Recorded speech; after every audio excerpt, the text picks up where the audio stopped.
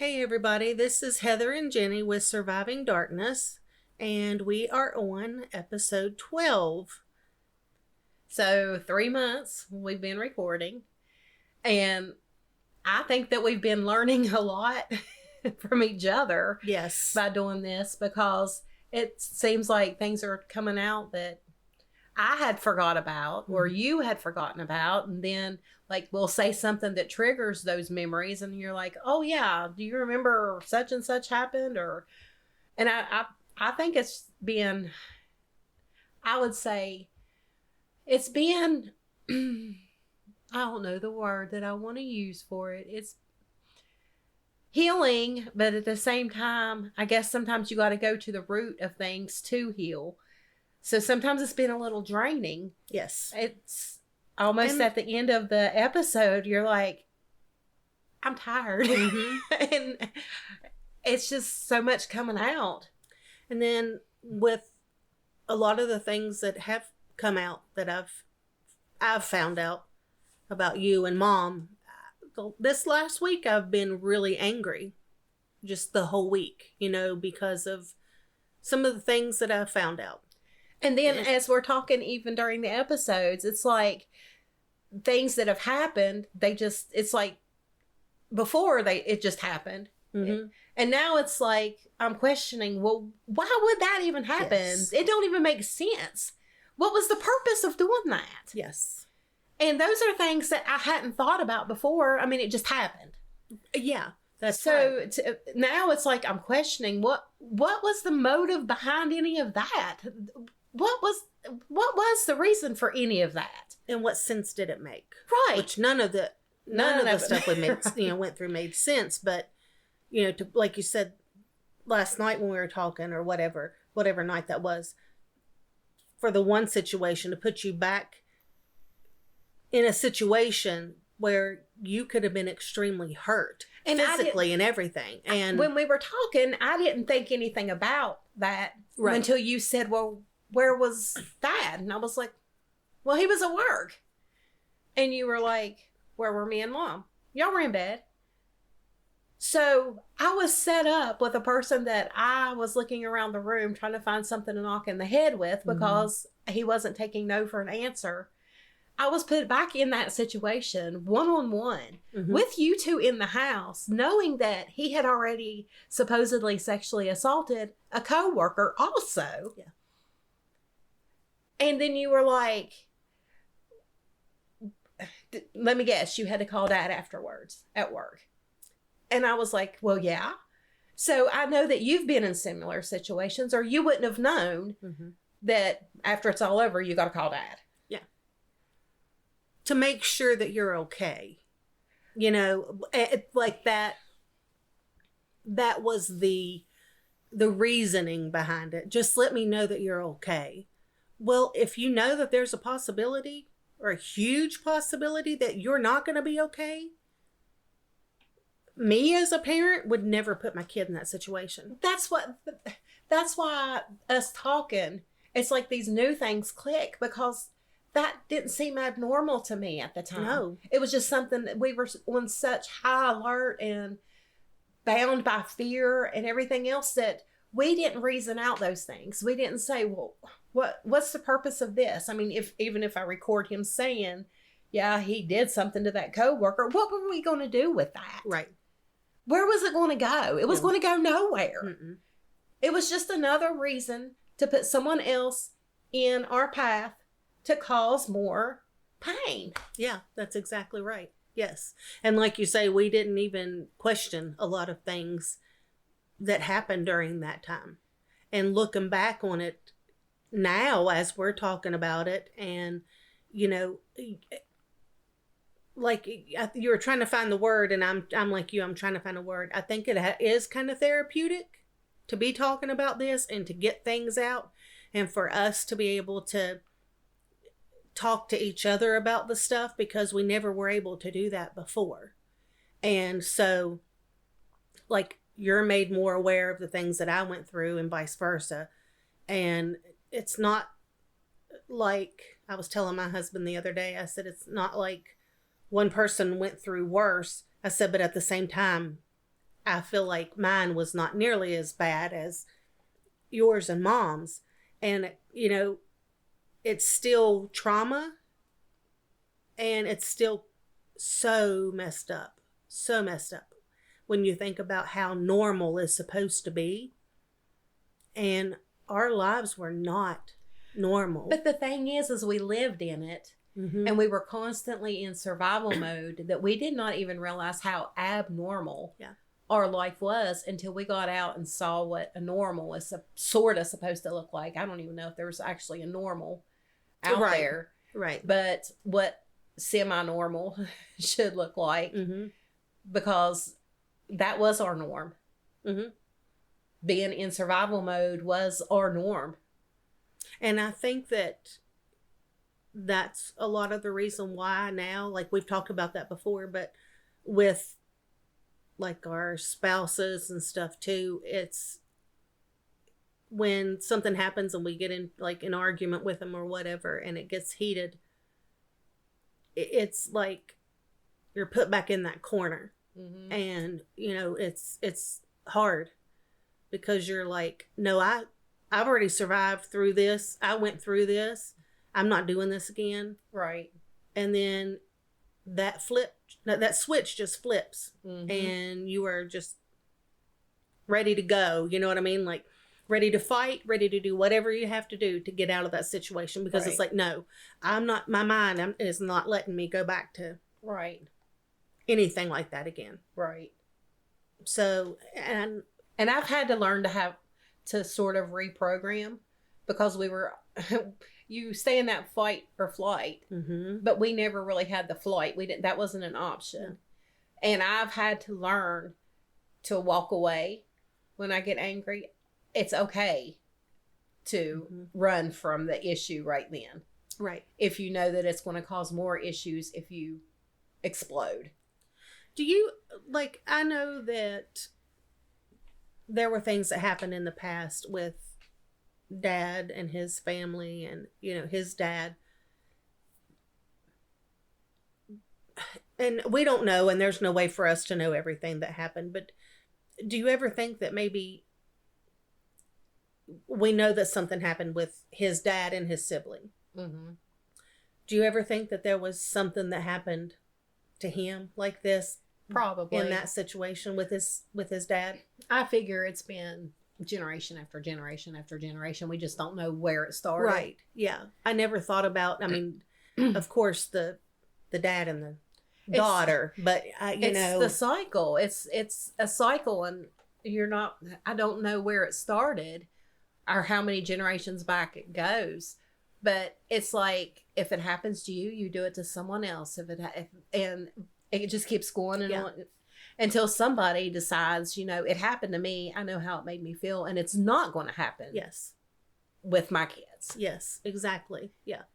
And we've said 1,000 times, that's how we are now, and how this generation in our family is, that even if they've done something wrong, that they still feel like, okay, yes, I have done this before. However, it's not going to happen again. It's done, It's I think it's the stigma of how ugly these situations are. Mm-hmm. That, it happens quite often. Oh, yes. And nobody talks about it because it's ugly. Mm-hmm. Yes. And we're just going to act like that didn't happen. And that's how we did for a long time. I did. I didn't talk about anything, not because I felt like it was my fault, nothing like that. It was just that, no, nobody needs to know about this. There's no reason for anyone to know about this. It happened to me. I went through it, but nobody else has to know. And it's so minimized. Mm-hmm. Like, oh, yeah, it happens. Mm-hmm. But that's not okay. No. And it shouldn't happen. And don't make it okay. No. And the damage, there's no minimal damage. No. When something like that happens, it's something that you carry for the rest of your life. And not just the fact that we had the molestation going on. We were fighting other, like, demonic forces. Yes. And to think about that, and I think about my mind and how with the nightmares and things like that, that it's how it still just causes so many issues for me. And that, Satan still will attack you in your sleep, because that's what he does. And also, and then you just relive it because that's what happens with PTSD, and yes, you can be put on medications and all this other stuff, but it's still there. Right. And I don't, a lot, like most of my dreams, I'm fighting possessed people. So I guess that's what stands out to me the most is the fact that it's controlling actual people. Mm-hmm. And maybe because I saw quite a bit of that. Yeah. Not just with my dad, but it would try to take over with my kids. Mm-hmm. And I would see behaviors in them that just weren't them. Mm-hmm. And then my ex-husband, who was definitely possessed. Mm-hmm. I mean, you could see the yes, hate in his eyes. Mm-hmm. And it wasn't just with me, it was with the kids too. And the second husband. Yes. And I was talking to my youngest son last night, and we were discussing it, and he said, he could see like the black in his eyes. And I told him, I said, well, he would look at me and I would be like, why do you hate me? And he'd be like, I don't hate you. And I was like, you could see the hate. And he had got to the point that he was sleeping with a knife and like under his pillow and stuff, because he said that my ex-husband would just stop at the door and glare at him like, I will kill you. Mm-hmm. So he was scared to sleep and everything. And that's what I had told you when you were still married to him and everything was going on. I was like, I am terrified. Right. Mom and I talked about that we're going to get that call, that's what happened. Right. That he killed you all in your sleep. Like we were talking last night, I wasn't even married to him for 3 years. And it seemed like I was with him forever. And like now I've almost been married 3 years now, and it's gone by so fast. Mm-hmm. And it's been peaceful. Yes. But it was like a totally drawn out 2.5, almost 3 years with him. And it was a constant fight. I mean, 2 weeks after we were married, he flipped. Yes. I mean, he went from this great person to just evil. Mm-hmm. Just evil. I mean, that's the only way I can describe him. He was just evil. And Satan saw you at a vulnerable state. A very vulnerable state, yes. And just moved him right in. And that's what happens with anybody. That's how Satan works. It's like we've mentioned before, it's always evil people. But yes. I mean, that just means that we have an anointing on our lives, and the devil's trying to destroy that. Mm-hmm. And the fact that we're doing this, I mean, I don't know about how bad you've been fighting, but I feel like ever since we've started this and started talking about the things that have happened, it's like every day there's a new attack. It's something different to where I'm just going to sit back and wait, see what's going to happen today. Yes. Because something's coming. Mm-hmm. Every single time, every day, it's like every turn you try to make, there's a roadblock. Yours has been different than mine. But we both have we're still fighting our battles. Mine is physical and mental. And yours has been, financially, mental also because of having the surgery and not being able to work and all that. Sorry, I feel like I'm getting hiccups. And, but we're still fighting, right. So we feel like we're doing the right thing. Right. By doing this, or we wouldn't be battling all the time, because if we're working for the enemy, he's not going to fight you. Right. Mm-hmm. Yeah.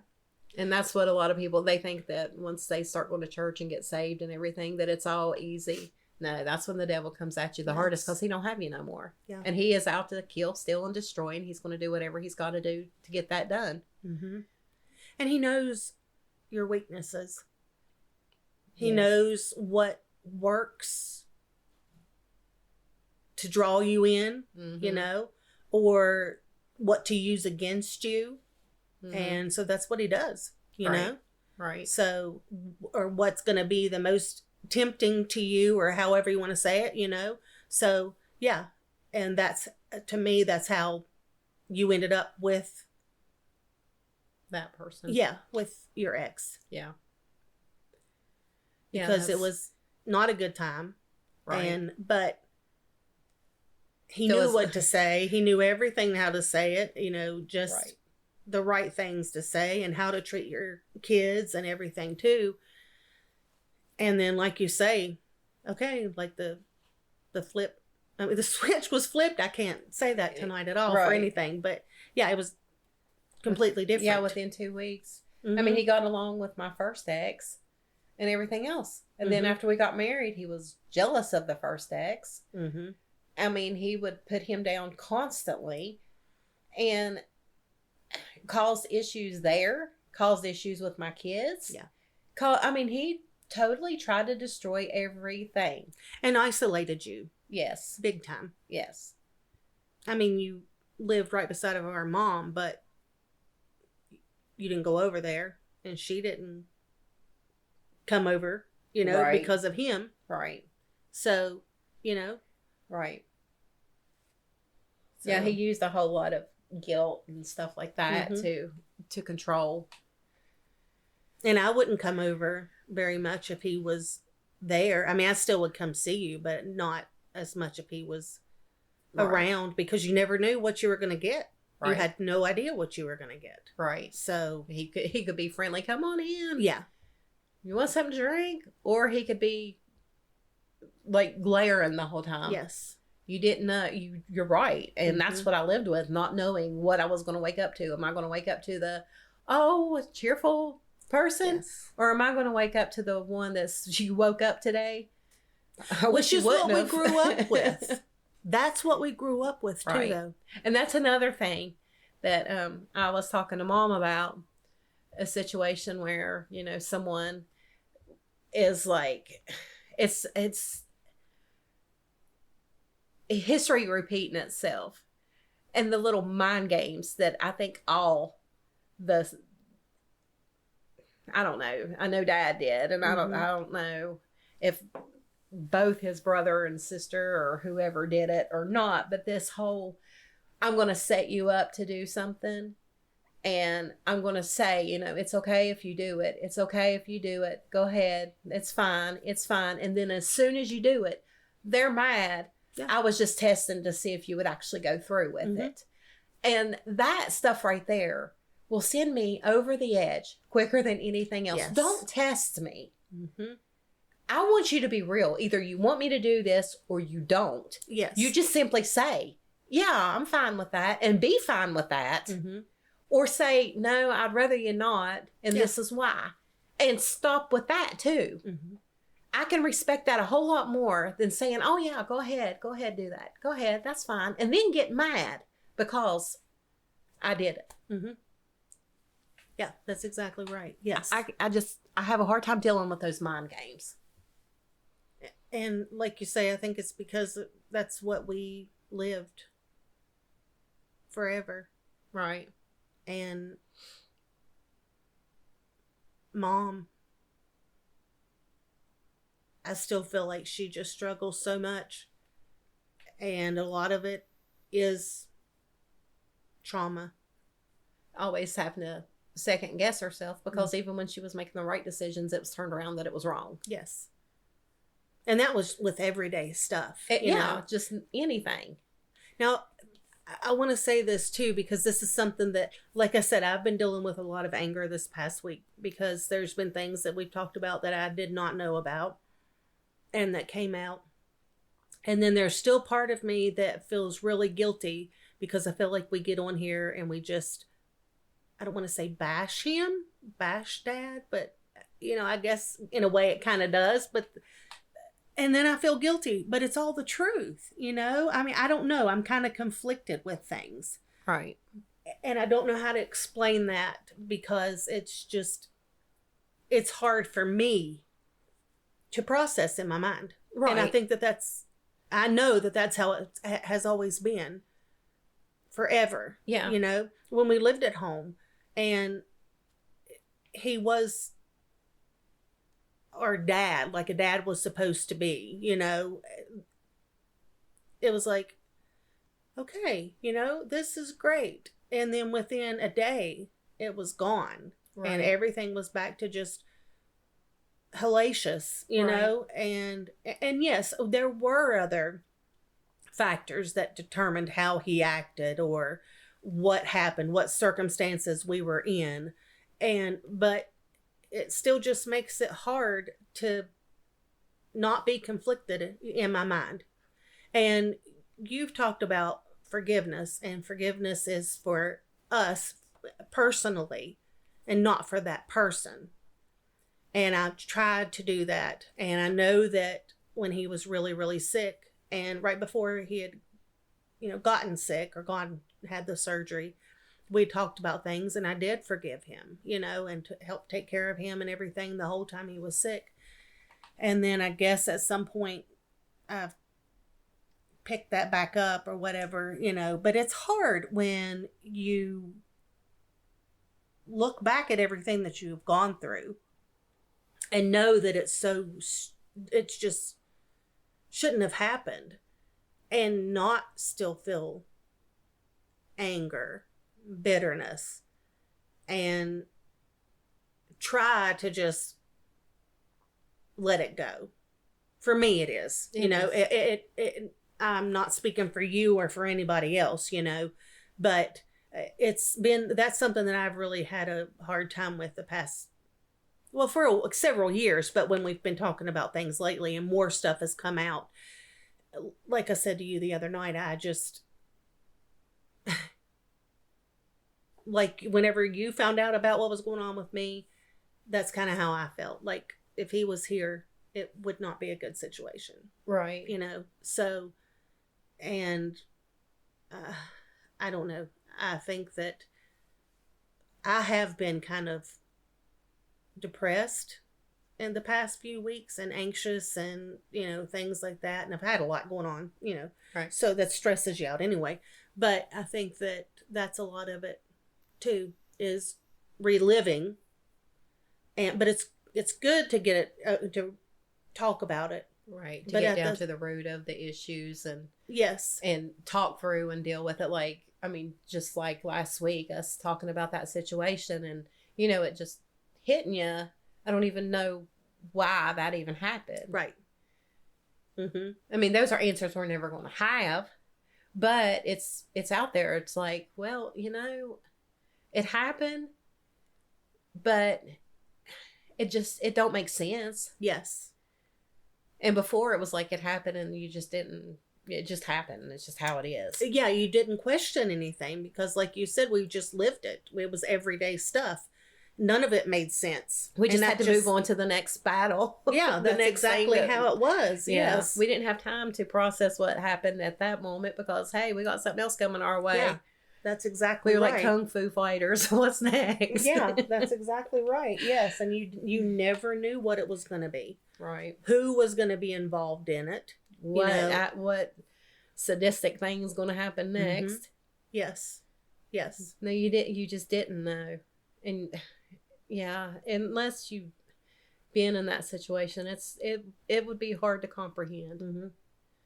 Just the whole everything. I mean, how you dressed, what you did, who you talked to, everything was like micromanaged. Yes. Mm-hmm. So, I mean, we really weren't able to think for ourselves. Mm-hmm. No, not at all. No. And then when you tried, got in trouble for that. Yes. So, yes. Yeah, and I mean, it's made it hard, like in life, period. Mm-hmm. It takes a lot to trust.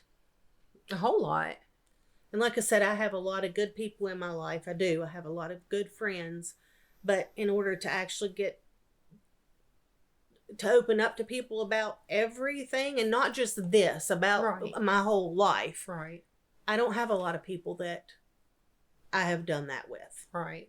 Because they have to be extremely close to me. And like I said, I'm very blessed with numerous friends. I truly am.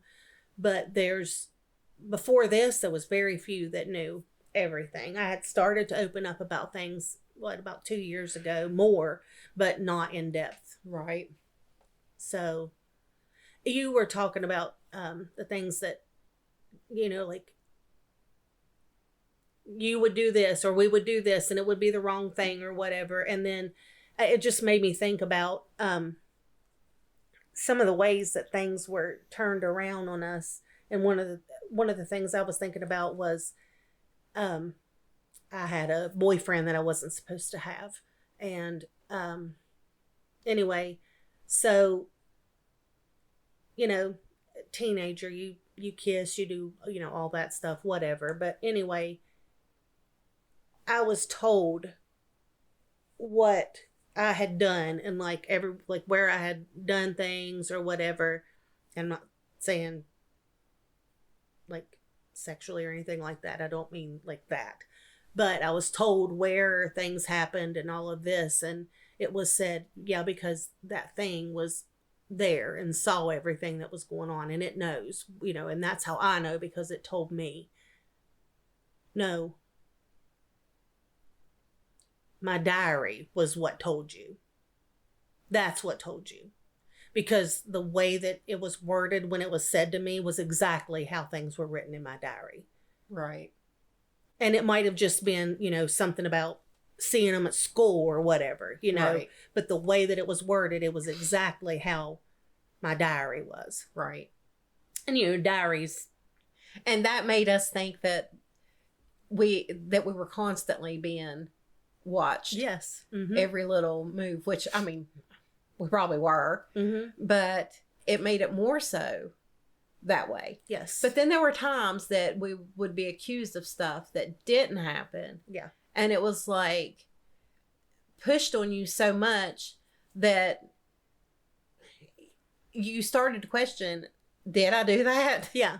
Or it was finally just be like, yeah, I did. I was going to say, yeah. Or you get to the point and just, okay. Yeah.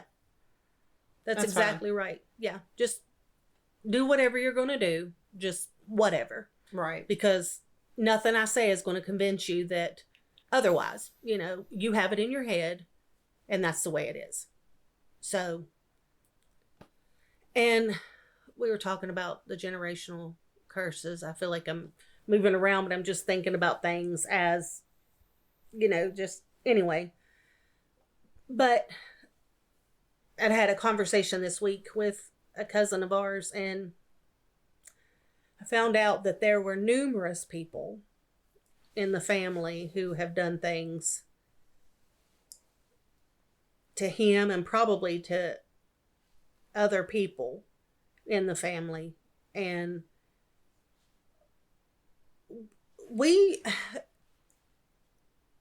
whenever we found out about, like people experimenting with each other in our families, and like when Dad moved in with his cousins and everything, and they were kind of experimenting, and, it was okay because that's what people did. That's just what they did. That's how they made it okay, was to say, oh, that's just normal. Yes. And that's what we're saying. It's not normal. No. And it's not okay. But that's how people viewed things. Yes. It's just normal. That's what kids do. Yeah. But in some of those circumstances, it wasn't even a kid. No, that's exactly right. Yes. It was adults doing this. Yes. And that's not acceptable and definitely not normal. No. And not just in our immediate family, but, our cousins were molested by older cousins in the family. Mm-hmm. And somebody had to be aware of this. Yeah. You just had to be aware of this. And yet they were still there all the time. If we just ignore it, it'll go away. Yeah, and you're right. And that's exactly what I feel like. And as for the demonic entity and fighting all of that, yeah, that was us immediately. But there was so much more that happened with the other ones and other members of the family. Mm-hmm. they were fighting a demonic entity too, but it was not the same one. Yes, yes. And it wasn't in their face like it was with ours. You know what I mean? It was used, other people were being used. Right. To do these things and just like Dad was to an extent. But we were seeing this. The manifestations. Yes. Yeah. Yes. And as we're talking about this with the podcast, and I was talking to my cousin about that because he just didn't know anything about it. And things came out with him that we would have never known anything about either. You know, I just feel like he would have never said anything about this stuff. And it's like, it just has blown my mind. It's been a gateway for other people to be able to open up. Yes. The thing and talk about the things that they have pushed down inside and not let anyone know about, because like I've been saying over and over and over, we carry that like it's our shame and our guilt, and it's not. And when you finally realize it's not your shame and it's not your guilt and put it on the person that it belongs to, it's a whole lot easier to express those things without feeling like, oh, everybody's going to judge me because of this. Right. Because it wasn't my fault. So it's not my shame. Yes. Yeah. So it's just getting people to understand it's not your fault. It's not your shame. It's not your guilt. And it's like a weight off your shoulders when you can get that stuff out, because the more it stays in there, the more it festers. And it festers into all the ugly, the negative stuff, the anger, the depression, the anxiety, all of that. It just festers into that because there's no outlet for it. Right, exactly. Yes. It's like a time bomb. When's it going to explode? Because all that pressure and every little thing triggers those emotions. And things are just blown out of proportion. A little argument over whether something's brown, black, purple, it can wind up being something huge. Right. Yeah, that's exactly right. Yeah, because your mind is already... You're already in that fight or flight, so we're just going to fight. We're going to fight about it. Exactly right. Yes. Yeah. Yeah. And being told what to do, you know, or this is how it has to be. No, don't do that to me. Right. Yeah. No, because I have a say. Right. I did not growing up. Right. But I do now. Right. You know, and that doesn't mean that I should just run my mouth whenever. That's not what I'm saying, you know, but still I know that's how I feel. Right. I have a hard time with, well, this is the way that it's going to be. Yeah. Because. Explain to me why. Yes. And we can talk about it. But don't tell me this is how it is. Yes. Because I don't do well with that. No. Because that's how it was. Right.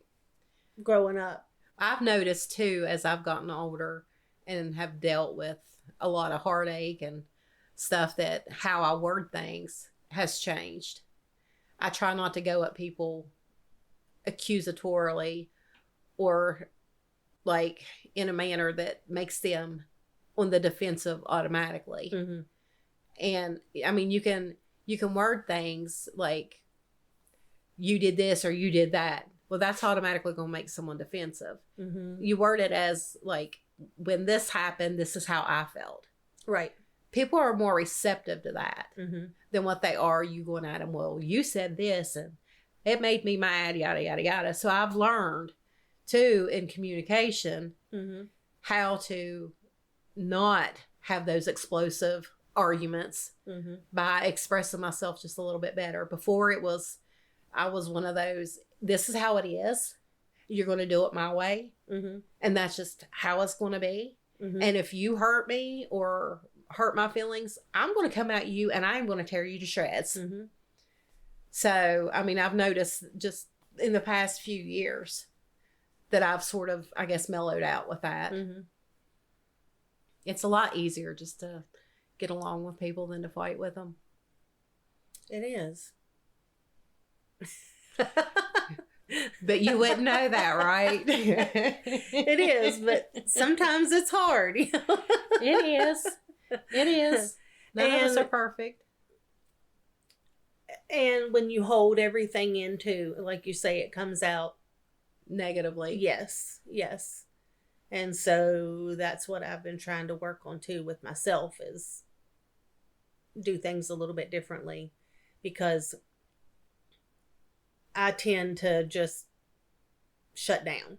Right. You know, and that's what we talked about growing up. You know, I went in my room like a whole summer, would just come in, you know, stay in my room the majority of the time when a lot of this first started and everything, because that's how I dealt with it. I just shut down, right? Put it in the back of my mind and whatever, you know, and that's how I am with a lot of things. If something bothers me and like really bad, I'm like, I'm done. I can't think about it anymore right now, and I don't want to talk about it anymore. But it just comes out later. It does. In a different situation that had nothing to do with that. Mm-hmm.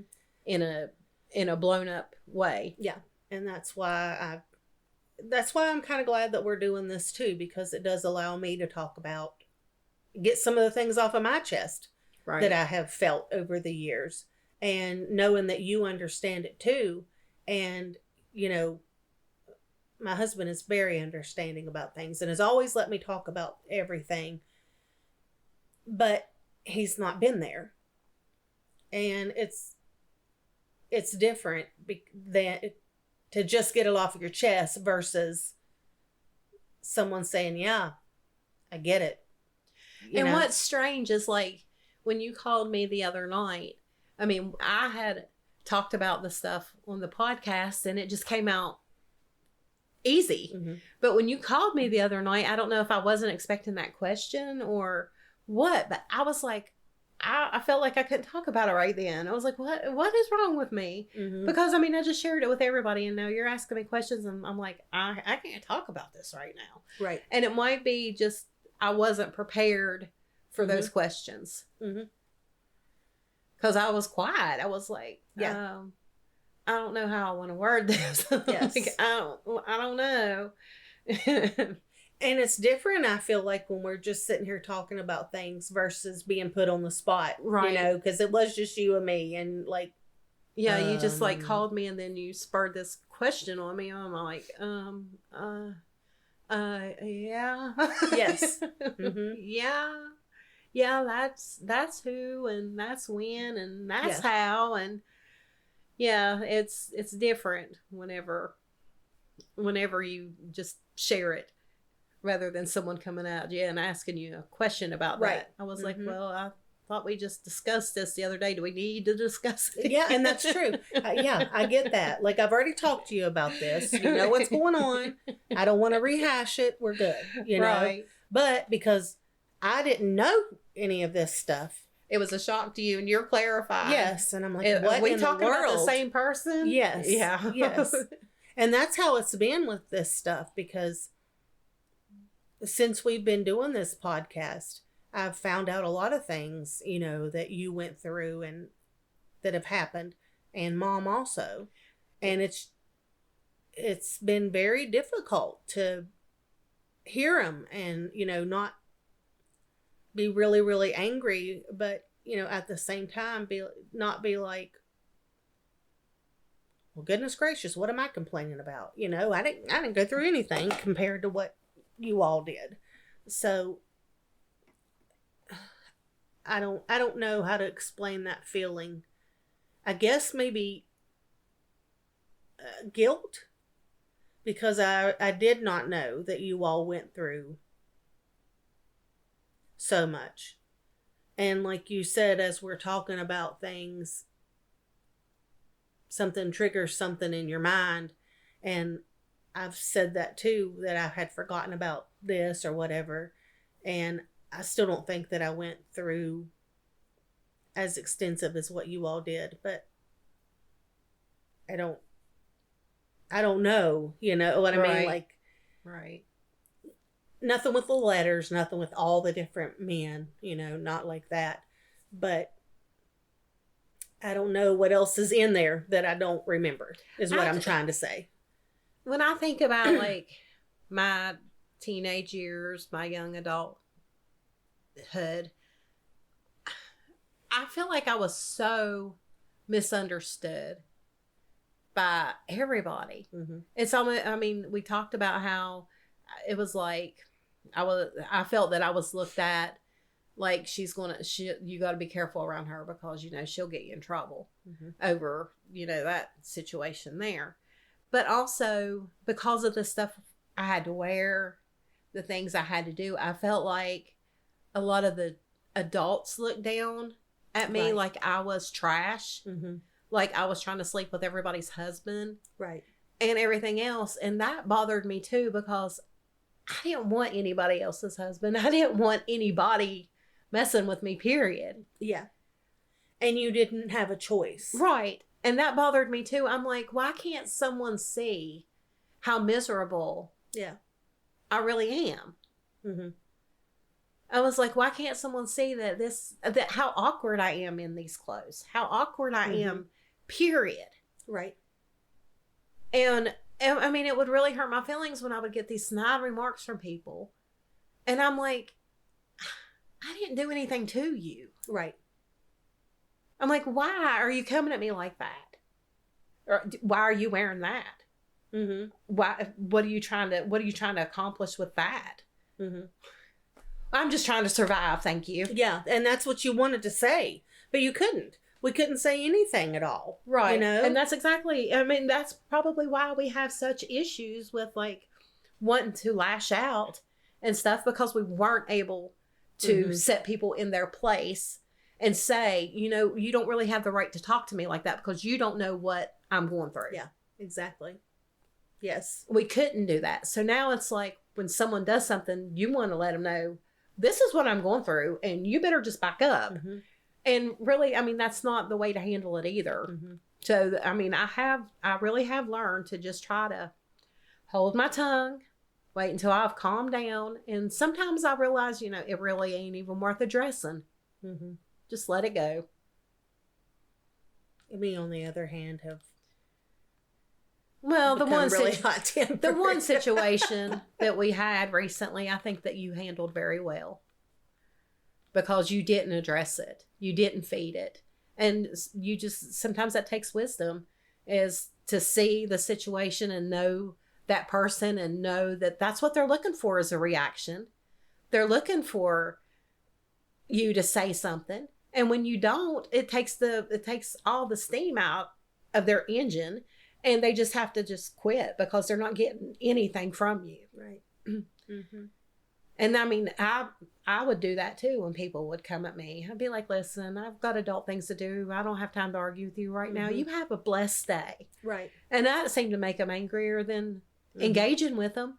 Mm-hmm. But I was like, it's not worth my time and energy to sit here and argue with you. Mm-hmm. I don't have anything to prove. I don't have anything to disprove. Right. If you think I've done this or said this or whatever, prove it. Mm-hmm. Show me where I've done this. Mm-hmm. Otherwise, leave me alone. Right.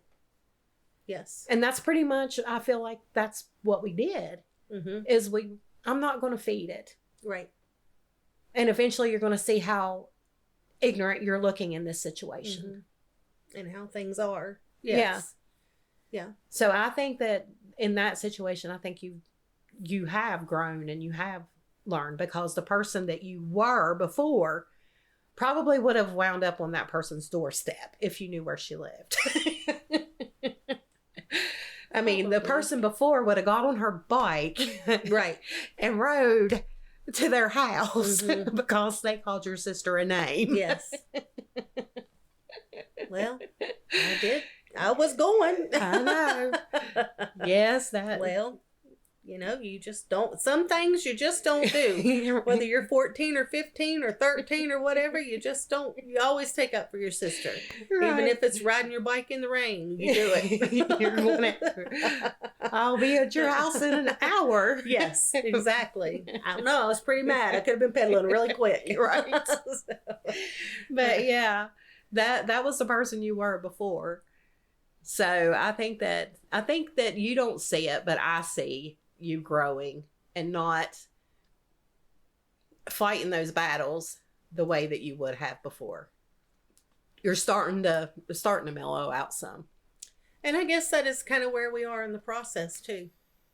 Because, and we've talked about this several times. You've talked about things and dealt with things for longer than I have. And it's kind of like the grief process. You go through each step and all this other denial. stuff. Yes. And so I think that that's kind of where, like, I've got, and I'm not saying I'm never angry now, because I am, especially when we talk about things and more things come out. But those steps of grieving, you can repeat the same step over and over and over, or you can move forward to a different one and come right back to that one. I mean, there's no order for those. Mm-hmm. And like I said before, anger and forgiveness is something that sometimes you have to remind yourself daily. I have forgiven that. Yeah. I'm not going to let it own me today. Yes. But, I mean, the anger comes back for me quite often, too. It's just, we're human. Especially when we're doing the podcast and we're talking about things all the time, and just kind of, like I said, reliving it. It's just hard to...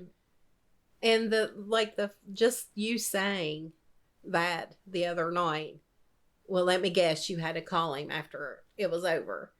That, without you coming out and saying that you had gone through similar stuff, I just automatically knew. I was like, so this is the same MO. Mm-hmm. This is how we do it. Mm-hmm. And I was like, well, yeah, I did. I had to call, and I'm fine, and this is what happened. This didn't happen. What? Yeah. And why didn't? Or I'm going to know about it anyway, because that thing's just going to tell me everything that happened. Yes. Well, then if that's how it was going to be, then I didn't need to call you. Right. And that's what I had a hard time with was, yes, I know that there was something there. And that's what we've talked about before.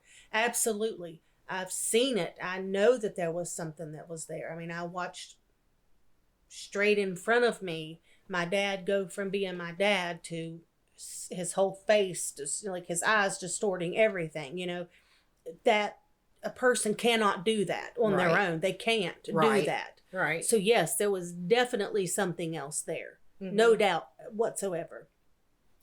But when things are said like that, well, I'm going to know anyway. You might as well just tell me, because it's going to say, let me know. Well, let it tell you. Right. And that's what I wanted to say, right. So what you asking me for? Yeah, exactly. I mean, and those are the things that make it hard to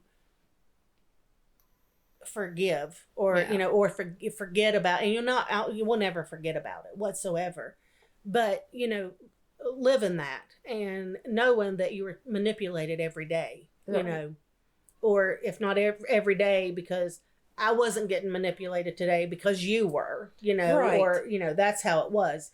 If I was getting a break, it was messing with you. Everything was messing with you, know? Right. And like I said,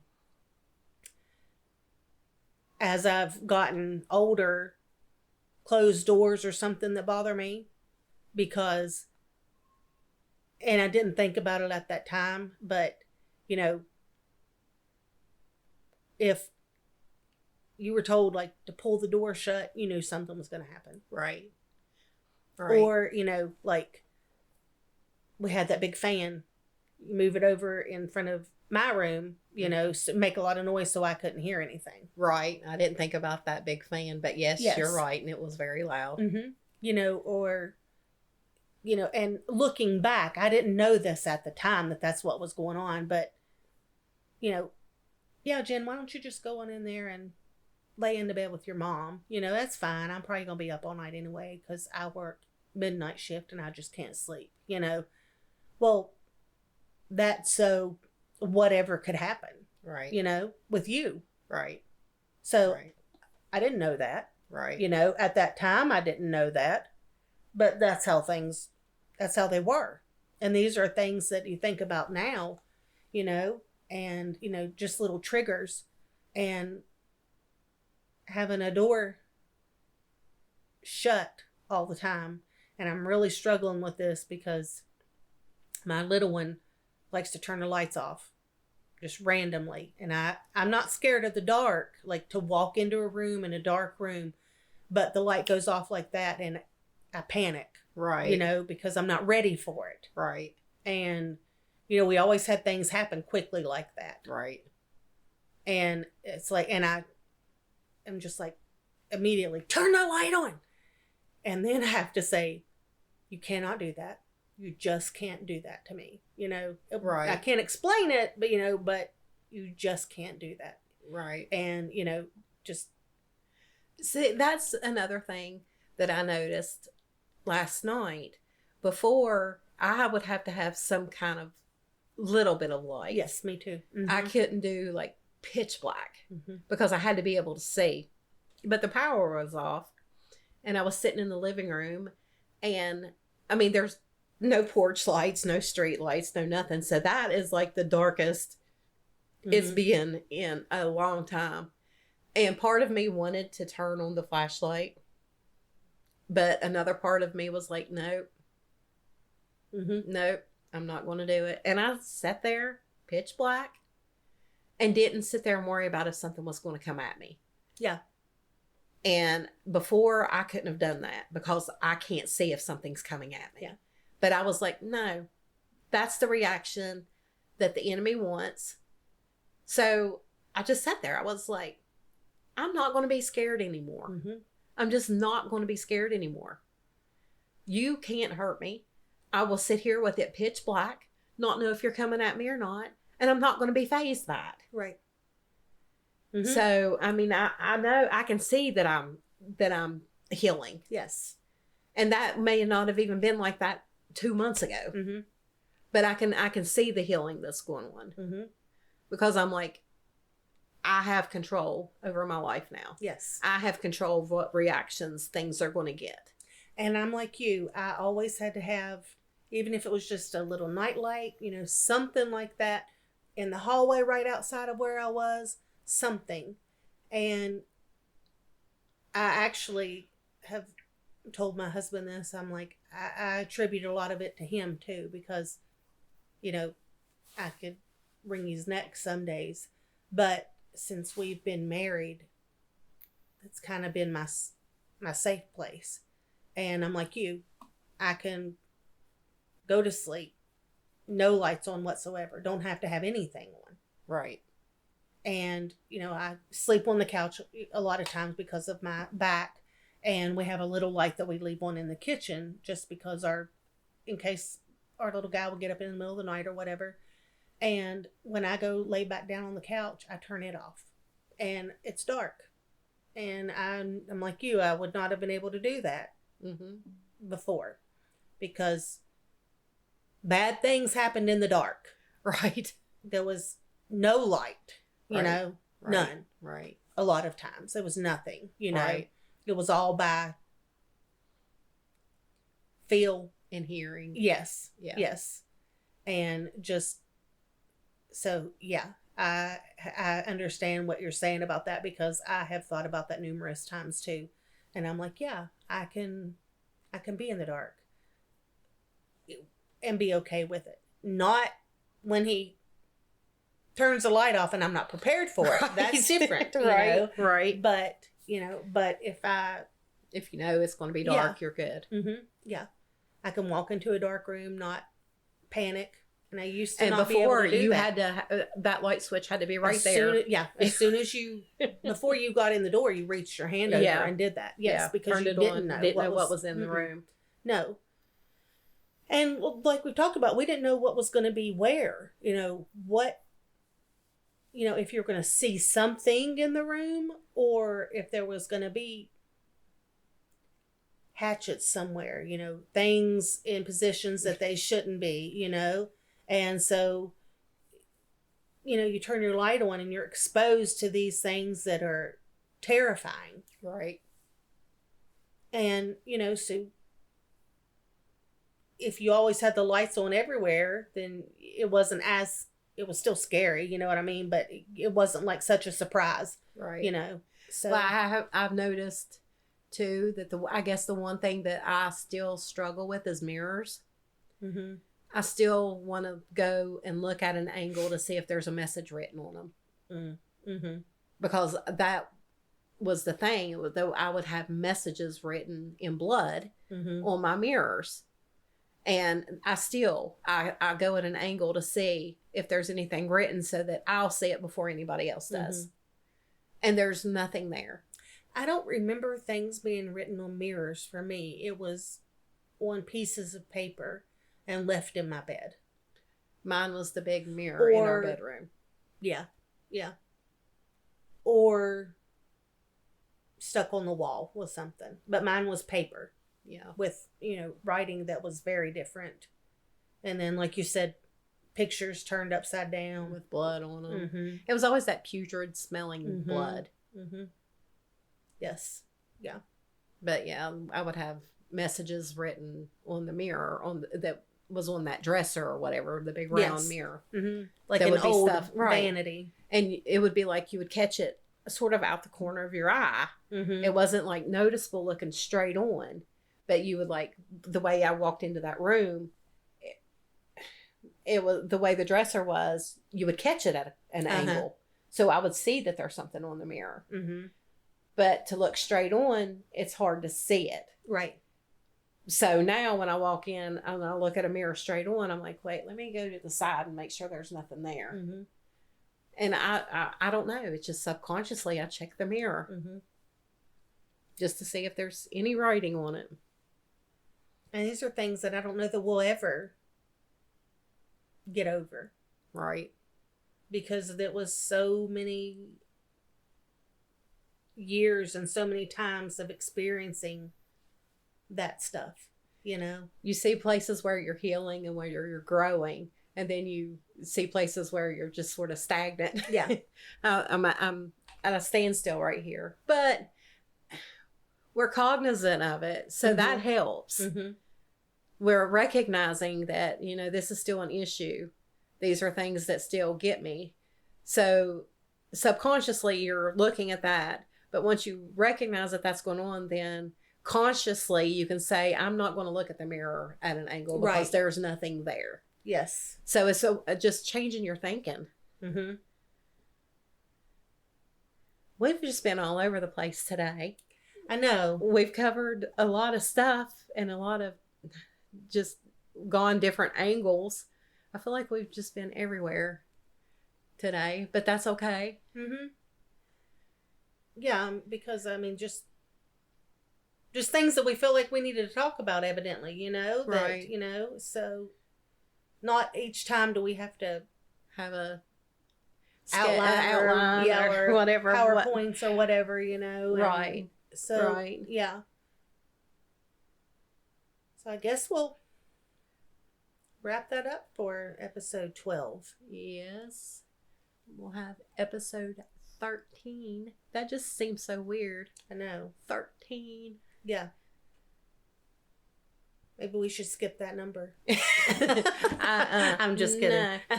I'm not doing no superstitious stuff. No. I'm just kidding. But as always, you can find us on Facebook, on our Facebook page, Surviving Darkness. Or you can just go to the website, Surviving Darkness Podcast, and it will send you everywhere that you need to go. You can just hit on the little icons to TikTok and Facebook, or it's got the little envelope for you to send us a message.